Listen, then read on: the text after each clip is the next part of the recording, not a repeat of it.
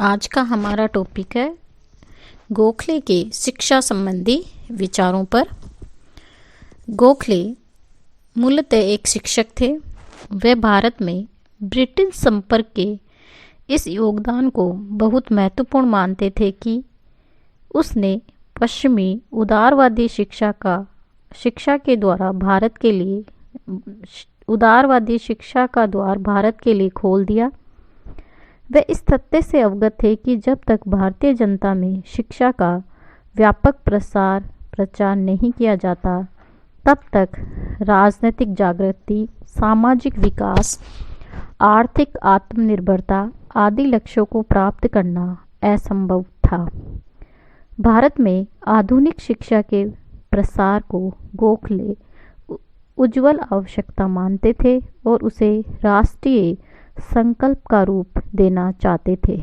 स्वयं गोखले ने एक मामूली से वेतन पर दखल एजुकेशन सोसाइटी की 20 वर्षों तक सेवा करके भारत में शिक्षा के प्रसार के प्रति अपनी प्रतिबद्धता का उत्कृष्ट उदाहरण प्रस्तुत किया। गोखले की शिक्षा की धारणा अत्यधिक व्यापक थी। वे शिक्षा की परिधि में प्रशासन की तकनीकों, जन स्वास्थ्य और स्वच्छता के सिद्धांत, उन्नत तकनीकी में दक्षता, सांप्रदायिक सौहार्द और सामाजिक समता के मूल सिद्धांत, आंदोलन के लोकतांत्रिक तरीकों तथा इन सब को अर्जित कर पाने के लिए मूलभूत क्षमता के रूप में पठन, पाठन और लेखन को शिक्षा की परिधि में सम्मिलित करते थे। अनिवार्य व निःशुल्क प्राथमिक शिक्षा। गोखले प्राथमिक शिक्षा को अनिवार्य और निःशुल्क बनाए जाना आवश्यक मानते थे। वे इसके लिए राज्य से अपेक्षा करते थे कि वह भारत के ग्राम ग्राम में शिक्षा के साधन उपलब्ध कराएं। लेजिस्लेटिव काउंसिल में अपने पहले बजट भाषण में उन्होंने भारत में शिक्षा की अविकसित स्थिति पर चिंता प्रकट करते हुए कहा, यह एक दुखद तथ्य है कि हमारे प्रत्येक 10 में से 9 बच्चे अज्ञान और अंधकार में बड़े हो रहे हैं। हमारे प्रत्येक 5 गांवों में से 4 ग्राम ऐसे हैं जिनमें कोई विद्यालय नहीं। पिछले अनेक वर्षों से शिक्षा पर किए जाने वाला हमारा व्यय बहुत कम है। इसके विपरीत इंग्लैंड में स्कूल जाने की आयु वाले प्रत्येक बालकों के लिए स्कूल जाना अनिवार्य है तथा शिक्षा का सरकारी व्यय पिछले 15 वर्षों में लगभग 3 गुना बढ़ गया है।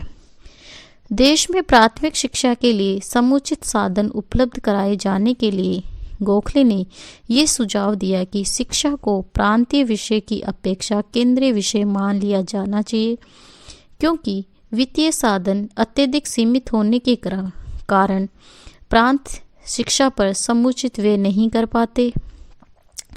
लेजिस्लेटिव काउंसिल में अपने भाषण में उन्होंने निरंतर भारत और अन्य देशों में शिक्षा पर किए जाने वाले व्यय के तुलनात्मक आंकड़े देकर यह सिद्ध किया कि ब्रिटिश सरकार द्वारा भारत में शिक्षा के प्रसार के दायित्वों की गंभीर उपेक्षा की जा रही थी।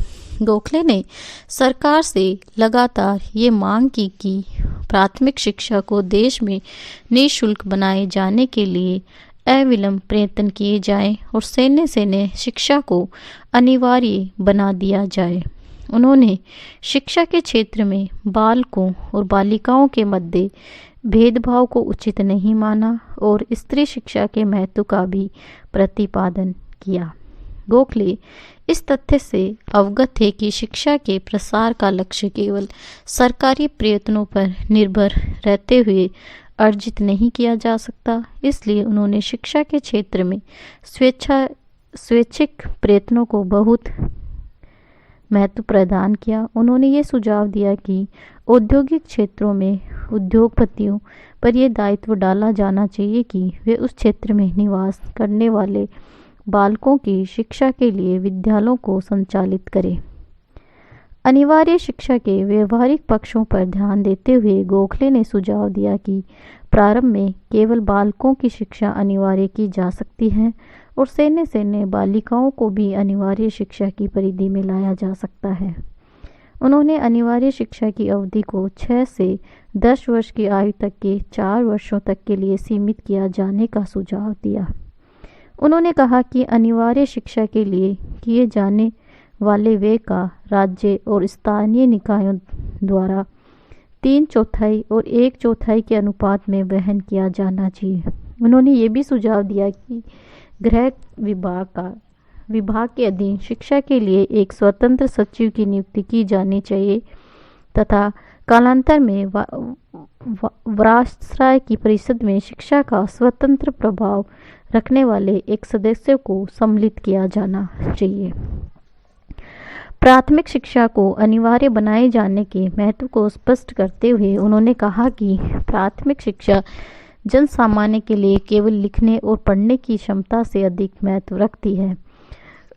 उनके लिए उनका अर्थात जीवन की श्रेष्ठता और उच्चतर जीवन स्तर, इसके द्वारा व्यक्ति को नैतिक क्षमताओं और आर्थिक दक्षता में वृद्धि होती है और इससे पूरे समुदाय की बौद्धिकता का स्तर बढ़ता है।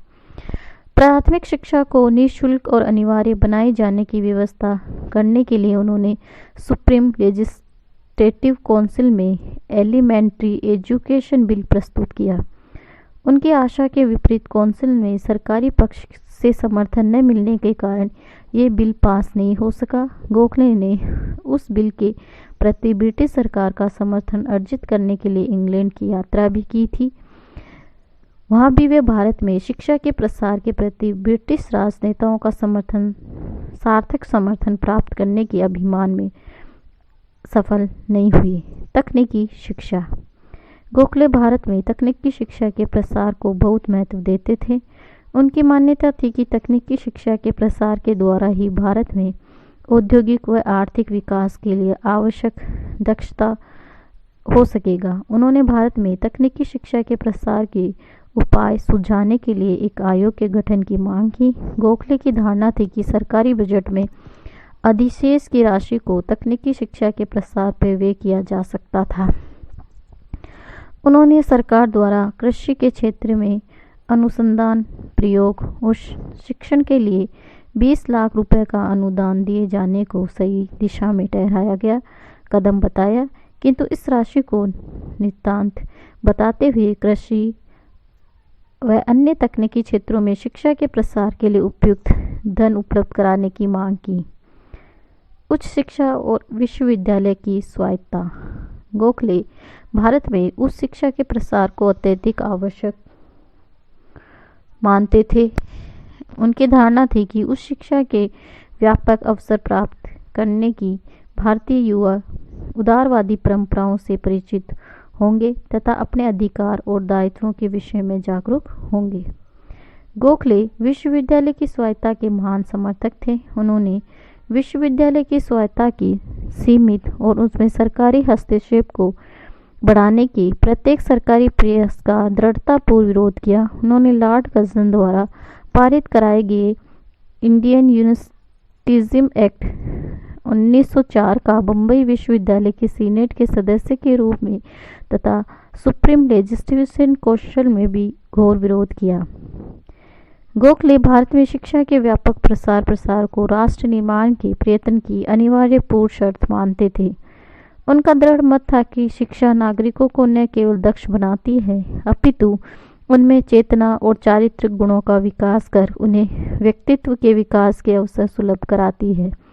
वे भारत में विद्यमान अज्ञानता के अंधकार को यथाशीघ्र दूर करना चाहते थे।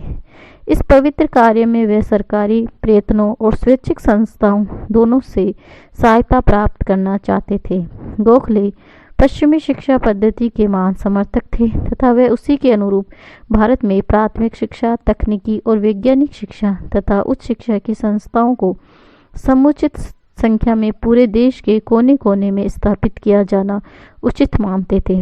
उन्होंने कहा, करोड़ों बालकों का कल्याण हो जो कि शिक्षा के मनोवांछित प्रभाव के लिए जाने के लिए प्रतीक्षा कर रहे हैं, हम पर निर्भर करता है।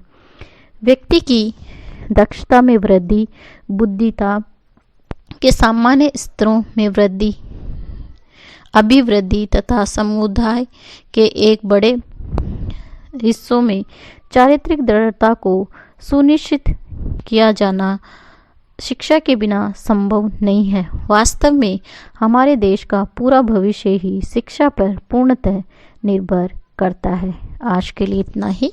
धन्यवाद।